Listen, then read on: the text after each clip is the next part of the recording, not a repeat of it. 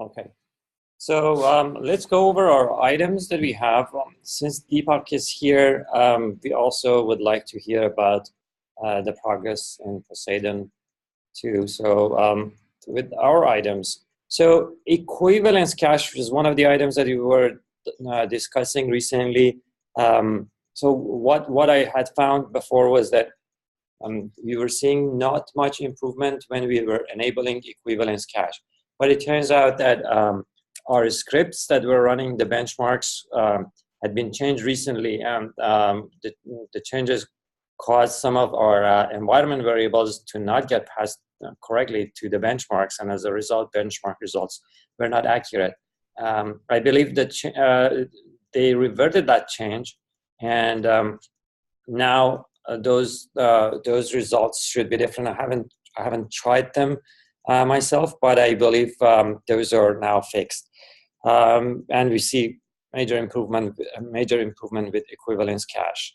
I don't know if Harry is here. I don't think he is, because I guess it's not a perfect time in his time zone. But anyway, looks like the equivalence cache problem is solved, and we are on track to enable this by default in 1.12.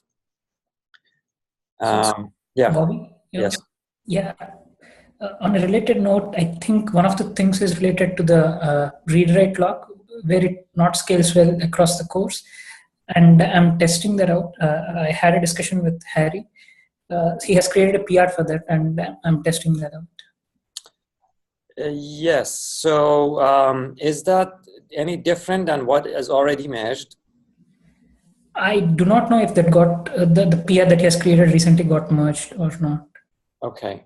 So because we have had one change with respect to read-write lock, and actually making the lock for equivalence cache more fine-grained, so that we don't lock the whole equivalence cache, instead we lock per node.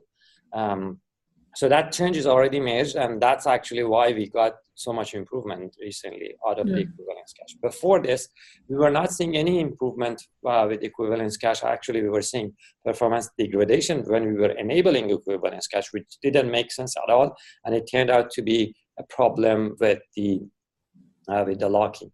But anyway, if there are more areas that we are seeing that locking is causing performance degradation, it'll be awesome if you guys can address those. Yeah, so I'm working with him. I'll let him know. Yeah, thanks.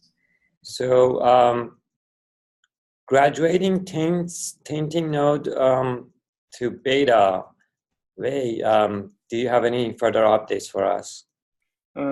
So right now, all the major issues has been resolved. Last week, the integration test, the PR has gone into upstream, and right now, I think the item is just to update the website. Okay. And after that, I will contact the release team to see they need any specific release note or not. And after that, we can close this item. That's great. Thank you so much for your help. And if there is any PR that needs my attention, please ping me. Yeah, I think the only left one is the website PR. Okay, sounds great. Thank you so much. So gang scheduling. Klaus is not here. We had a meeting last week with Klaus and Connor Doyle from Intel to discuss further how the API should work. I think we are closer to basically reaching an agreement on the API. We are thinking about having a group called or having an API object called pod group. Pod group essentially tells how many members should exist in a gang, and it also provides a way of telling the API server or Kubernetes in general what should be done when the number of members of a gang drops below the provided number. For example, if the gang is supposed to have 10 members, what should happen if the number drops, the number of pods drop below 10? Should the whole gang get killed? Should we tolerate the lower number? Should we wait for that value to get back to 10? For example, if there are controllers that create pods? Should we wait for those controllers to bring the number back to 10 for a while? And if it didn't happen, then maybe we can kill those. There were some discussions about that. So we are going to have a policy in the pod group API object that specifies what should be done in these cases. Another topic that we discussed was to have another controller that controls the life cycle of a gang, or having one of the existing controllers. And so far, the idea and our conclusion is that we need another controller that is specific for controlling the life cycles of a gang. Anyway, you know that the PR is out. It's linked to our document, which is in the invitation link, an invitation email, and a calendar invite as well. So if you're interested, you can go and read that further. Any question about that? All right. So there is this image locality, which is on track. And then, yes. So another important item that we're working on, which is related to like designing a new feature in Kubernetes, is designing pod scheduling policies. With respect to pod scheduling policies, there has been a PR out there for the design. It has gone through several cycles of changes so far, and there are still so many comments on a PR. We would like those to be addressed as soon as possible. Yasin is working mostly on that, as far as I can tell. And I don't know if there is any further updates. I actually managed to review the PR, and I'm going to meet with Team Allclear today to further discuss the details. But we are hoping that we can finalize the design before 1.12, but that's just going to be the design. We are not going to have the feature in 1.12. Yasin is not here today, so I guess he's on like PTO vacation for like a week or so. Okay, thanks, Erica. Do you have any further updates for us, or do you know any further I think the updates are basically what you said. There's been a recent iteration. I've only started to go through that. I saw you left some comments, Tim left some comments. I'll probably try to respond to a bunch of those comments today or tomorrow. All right, thanks. Otherwise, yeah, same kind of going through and trying to figure it out. Okay, sounds good, thanks. All right, back to Wei again. So how are things going on with respect to daemon set scheduling? Yeah. Default scheduler. So I'm working on some to adding some integration tests, for example, especially to add a case to test the candidate node. So it actually is a behavior change, right? So also I submit issue to kubeadm because they quite use the daemon set to provision the cluster, right, in the very beginning phase. And this feature scheduled daemon set by the default scheduler will kind of change their behavior a little bit. So I want to notify them as early as possible. So they said it's a change, and they will have some Lucas or somebody review on that. So simply put, so I think the major change is that our internal behavior is consistent. How we do predicts and priority is the same, but in terms of, because we need to compare to the behavior of the daemon set controller when they're scheduling the daemon set paths, right? So one major change is they respect tint, but default scheduler doesn't. So that will cause some behavior. For example, for kubeadm cluster, the master node has a specific tint, so that some like kubeproxy or Calico node will not deploy on the master node, right? But if we enable the scheduled daemon set by the default scheduler, there will be a pending part onto the master node if we don't change daemon set manifest. First of all, why are you saying that? So default scheduler definitely considers taints. It's not like default scheduler doesn't care about taints. So yeah, it considers taints, but in the very later phase. So yes. For daemon set, you should count the total number to run, right? So yes. we didn't. So the daemon set controller still creates the daemon set pods, right? And daemon set controller puts node affinity on the pods so that they are scheduled on specific nodes.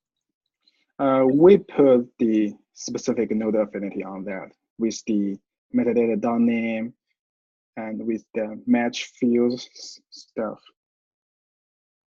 So we have to explicitly add to the pod spec is what we still. Sorry, say that again. We have to explicitly add it to the daemon set controller. Sorry, daemon set spec that we are adding. Yes, that's what we do actually. I mean, Klaus made some changes to the daemon set controller as a part of this feature. So basically, if daemon sets are scheduled by the default scheduler, daemon set controller only creates pods, and as a part of that creation, it also puts the node affinity so that these pods are scheduled on specific nodes. Yes. And if daemon set controller does not create any daemon set for the master node, we shouldn't see any pending pods for the master. But there is a pod created. So that's something that we need to actually look at and see why the daemon set controller creates those pods. Maybe daemon set controller doesn't see the taints for specific nodes. And if that's the case, then we need to fix that. That is right. That's how it is. It's not respecting the taints, at least for now. Yeah. Okay. Yeah, that's something that we need to fix on the daemon set controller. This is not something to be addressed on the scheduler side. Yeah, I just looked at the issue that Wei has created, and I think the agreement was Klaus suggested to make it as a change in the website instead of ensuring that this is backward compatible. So, let me spend more time on this to dig into whether we need to document it or kind of fix it.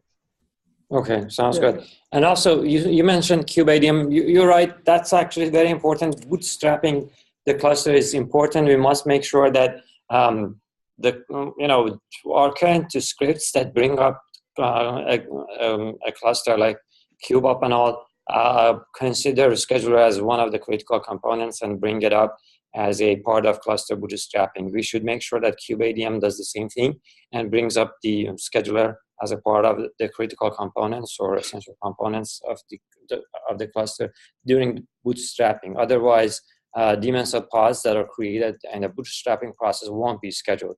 That shouldn't be a fundamental change, in my opinion, unless KubeADM is making certain assumptions. I hope they don't. But you're right. That's an important point to consider, and we must make sure that KubeADM works in process. Okay, I will add this comment to that issue. So to have them to be aware of the scheduler should be created. To be clear, this happens when we enable both taint node conditions and schedule daemon set pods. Sure. You're saying that we shouldn't enable both at the same time? I mean, this issue happens only when we enable both. Without that, the KubeADM behavior is going to be pretty much same. Why is it the case? Why does tainting node by condition has anything to do with daemon set scheduling? So, the way I do not know how KubeADM internally works, but the way it works probably is it creates a daemon set controller for scheduling some of the pods. Mm-hmm. Like it creates daemon sets for some of the pods, and when the pod is actually getting created on the node, since the taint is not respected, by daemon set controller when it is creating it, it's going into the pending state. Okay. And if we do not have the daemon set controller scheduling or taint nodes, like if either one of them are enabled, we will not see this issue happening. I don't know if Kubernetes has completely moved to tainting nodes by condition mechanism. Ravi, that's a good point. I can check out. Yeah, regardless, this should be addressable. I don't see any fundamental problem here. This is just probably a logic that should be fixed, and I don't see any fundamental technical issue with enabling both at the same time. This is just something that we need to address. Yeah, we may have to just add like code in the daemon set controller side. Yeah, exactly. But I don't know if we have decided going that way, or on the website we are going to update that this is a change going forward. That's how it will be. Yeah, I don't know about the latter approach. I think if something is fixable and it's relatively easy to fix, we should address it properly instead of just documenting the problem. Yeah, and we don't know the other use cases. Like Kubernetes seems to be one. There might be other people who are using it in a different way. Right.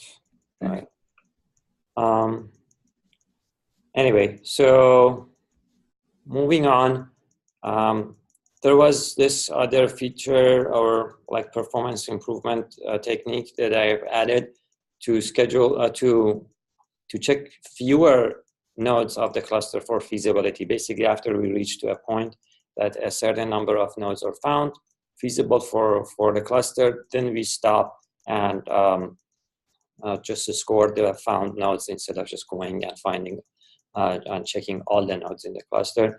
That PR is, I guess, almost ready. Thanks to Klaus and Ravi for reviewing.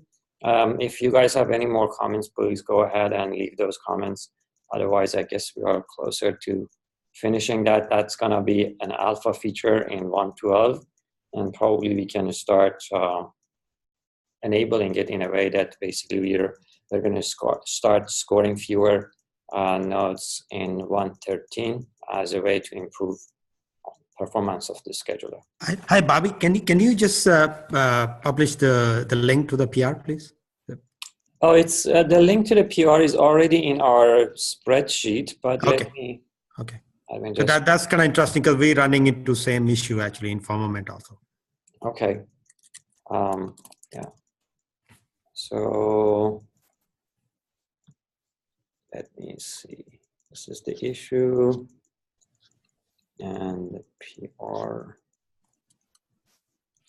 Okay, let me just put it in Zoom chat. So, yeah. Got it. Okay, thanks. Okay. So I guess these are all the features that we're tracking for 1.12. Deepak, since you're here, could you please give us an update on the Poseidon? Bobby, I have like one more thing which we need to add for 1.12. I'm sorry, Deepak. Sure. One thing is related to the priority classes quota that we have, that we are trying to graduate to beta in 1.12. So Vikas has created like PRs and he has tagged you. I'm going to ping you either on Slack, the PRs. He has pinged me. Those are on my task list. I will review them hopefully today. Sure. Yeah. Thanks for reminding me. Yeah. Yeah. Okay. Should I go ahead? Yes. Okay. Just before I go ahead, just a quick question. You mentioned very briefly about the image locality thing. Is that the same project which the Berkeley guys proposed? Is that the dependency scheduling for containers thing? Or is that something different? No, the image locality is a priority function, essentially trying to put pods on the nodes that already have the images for the pod. Basically, it's not like a predicate. It's a priority function. It's a best effort thing. It considers other metrics as well. But if a node, let's say, it has more or less equal parameters and similar distribution and everything, but has all the images that a pod requires, or some of the images that a pod requires, that node is preferred over a node that doesn't have any of those images. Yeah, because the reason I brought that up was because we invited all the Berkeley researchers recently, a workshop at Huawei. And one of the researchers said he's trying to incubate a project called dependency scheduling that has a similar kind of thing, actually, the how to optimize the image, Docker image thing, the scheduling based on that, actually. So and he was saying that he's working with you guys to do the incubation stuff. So maybe it's something different. I'll send you some details. Maybe. This is not an incubator. This is actually a feature that we're trying to enable in 112. Okay, and then the other comment was that while we were doing very detailed testing, we ran into the taints. I didn't want to bring it up, when the person who was talking about the taints issue. The taint, So we ran into some couple of issues actually. So everything works fine, but when we do the end-to-end testing, there are two cases, the taints and tolerations, they fail. And for some reason, there's some kind of a synchronization between timing issue when the taint gets applied or something. I don't know exactly, but the developer who's working on that, I'm going to ask her to create a PR, and she did see that actually one issue. Similar issue. Is it in Poseidon or default scheduler? No, this is in Poseidon actually. Okay. This is in Firmament, yeah. So we're wondering, so we're not really sure. We thought maybe it's the same issue with the default scheduler as well. So because we spent a lot of cycles and we couldn't figure it out, and they keep failing in end to end. But otherwise, when we do testing in our local environment, they all work fine for some reason. So we were wondering if well, anyway, we'll go ahead and create an issue. So just to give update. So remember last time when we left off and you specifically mentioned about the pod anti-affinity symmetry thing and all that. So that took us some time actually. So it kind of threw us off. So we put the logic in. So the whole value proposition of Firmament is that you amortize work, basically. So essentially, so in Firmament, everything is a job. So replica set is a job, deployment is a job, and job is a job. So if two jobs that they have the same CPU memory resource requirement, they get all grouped, and then that's how you amortize work, and that's how you see the better throughput.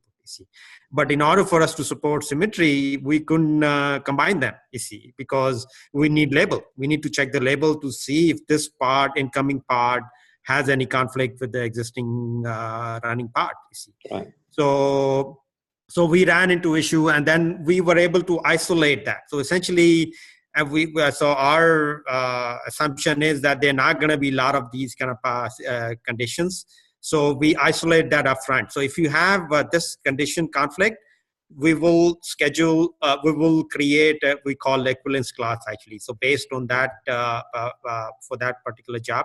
But the normal parts, if they don't have any conflict, they will be able to group them together. So keeping that design in mind, so for the normal parts which do not have any conflict with the existing running parts and the anti-symmetry, we still see the same performance benefits, 70x and I'm sorry, 20x, 30x, and all that.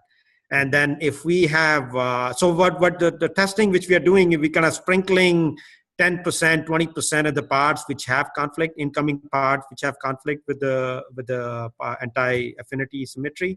So obviously those parts will have some performance degradation.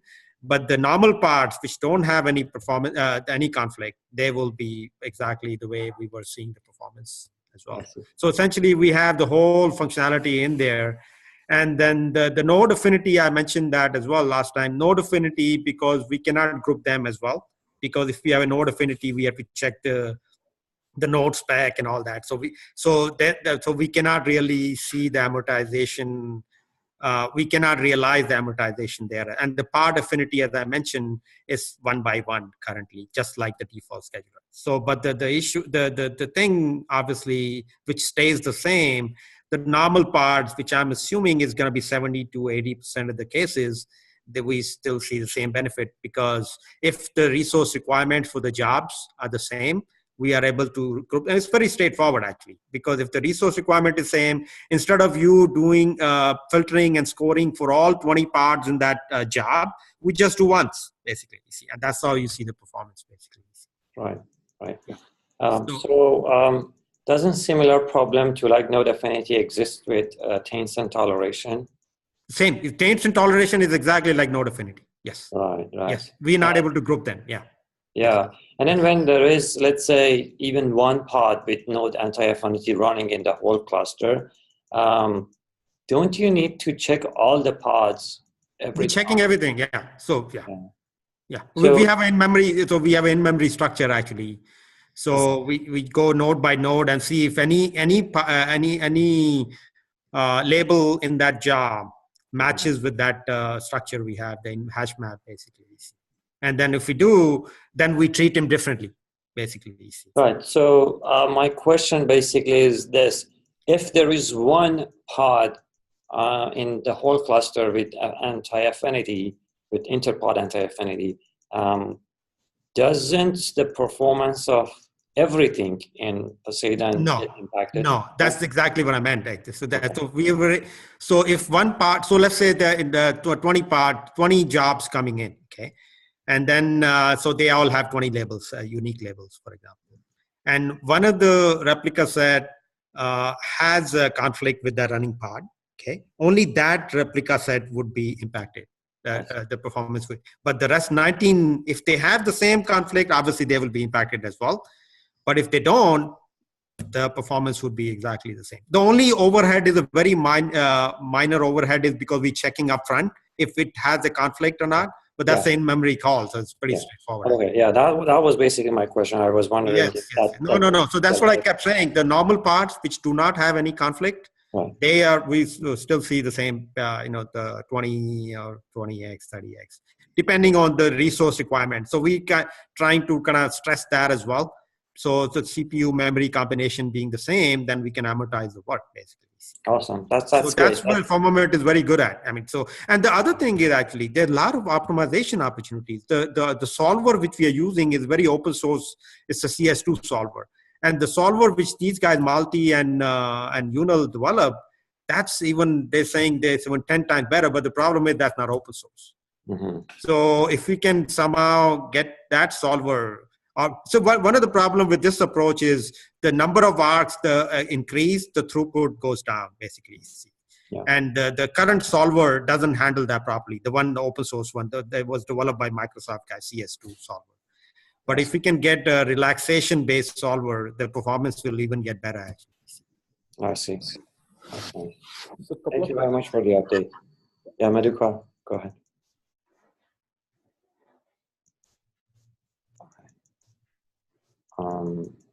All right, thanks a lot, Deepak. Madhukar, did you want to say something, or misheard? All right, so we are running out of time. If there is any other question, please go ahead and ask quickly. Otherwise, we can end the meeting. Going once, twice. All right, thank you, everyone, and see you next week, some of you at least. Bye for now. Thank you. Bye. Thanks.